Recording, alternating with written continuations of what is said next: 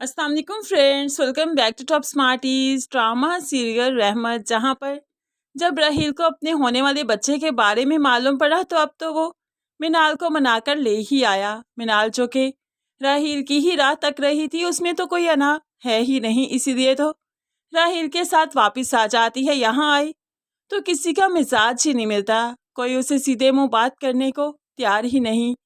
राहील ये सब कुछ देख रहा है और सबको कन्विंस करने की कोशिश करता है कि बारी और अनाया का जोड़ लिखा ही नहीं था, इसलिए इस चीज़ पर मिनाल को अब डिस्टर्ब मत कीजिए।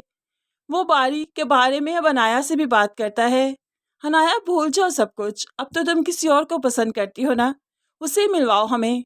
बारी और तुम्हारा नसीब एक साथ था ही नहीं। लेकिन अनाया इस बात को नहीं समझेगी, वो तो उल्टा राहील पर भड़केगी कि वो अपनी बीवी की बातों में आ गया।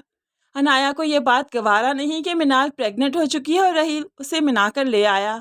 अनाया ने तो सोच रखा था कि वो कुछ दिन के बाद जाएगी, मिनाल को मना कर लाएगी और उस पर एहसान जताएगी सारी उम्र के लिए, जो कि फिर नहीं हो सका। मिनाल की वजह से घर में काफ़ी डिप्रेशन का माहौल था। मिनाल गई तो सब काफ़ी रिलैक्स हो गए। अब बारी फिर से मजनू बन चुका है। वो तो परिशे से चाहता है कि वो इजहार मोहब्बत करे, लेकिन परिशे सिर्फ इतना कहती है, मैं खुद को दुनिया की खुशकिस्मत तरीन लड़की तस्वर करती हूँ कि आप मेरी ज़िंदगी में आए। लेकिन बारी के लिए ये काफ़ी नहीं। वो तो चाहता है कि परिशे मोहब्बत का इजहार खुल जुल कर करे, क्योंकि अब वो लीगली वाइफ है।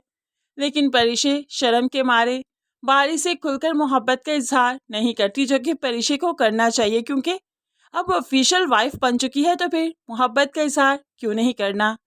इंसान मोहब्बत का इजहार करे तो दूसरे को एहसास होता है कि वाकई अगला कितनी मोहब्बत करता है हमसे। अब बारी अपनी मोहब्बत का इजहार करता रहता है, तभी तो परिशे को एहसास होता है उसकी मोहब्बत का। है परिशे जो इजहार नहीं कर पा रही, तो एक दिन यही चीज़ इसके लिए मुश्किल भी खड़ी कर सकती है। दूसरी तरफ रुमैसा बेगम, जो कि हर वक्त इस ताक में रहती है कि किसी तरीके जुबैदा और उसकी बेटी से झगड़ा हो जाए। आज जूबी कुछ देर नहीं आई घर, ईशा का वक्त था। यहाँ तक कि जुबैदा ने ईशा की नमाज भी पढ़ ली। तो रुमैसा ने जब आलम को देखा तो फ़ौरन से पहले जुबैदा को ताने मारने लगी कि कभी अपनी बेटियों का भी ख्याल रख लो। रात कितनी हो चुकी है, जूबी का कुछ अता पता नहीं और तुम कितनी रिलैक्स हो, नज़र रखा करो उन पर।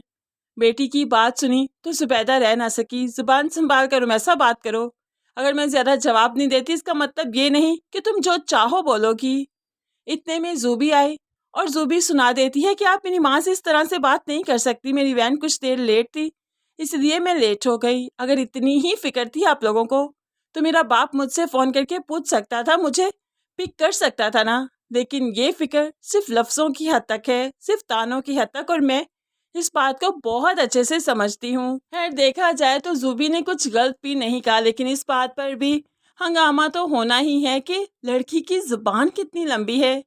खैर परिशे आई तो जूबी उसको भी बताती है, तो परिशे जूबी को समझाने लगी, रुमैसा आंटी बहुत तेज़ है, कभी भी अब्बू को हमारी तरफ बात नहीं करने देंगी, हमेशा उन्हें हमारे खिलाफ रखेंगी और हमेशा उन्होंने इस तरह से ही किया। बस तुम ज़रा मोहतात रहो, वक्त पर जाया करो और वक्त पर ही आया करो। अगर वैन कुछ देर लेट है तो तुम कैब करवा कर आ जाया करो, बस इन्हें बात करने का मौका मत देना तुम। बड़ी बहन समझा रही है तो जूबी आइंदा ऐसे ही करेगी। लेकिन रुमैसा जिसकी फितरत ही लड़ना है, तो फिर वो फितरत कैसे बदल सकती है। ये बात नहीं तो कोई और सही, किसी बात का सहारा लेकर लड़ाई तो करनी ही करनी है।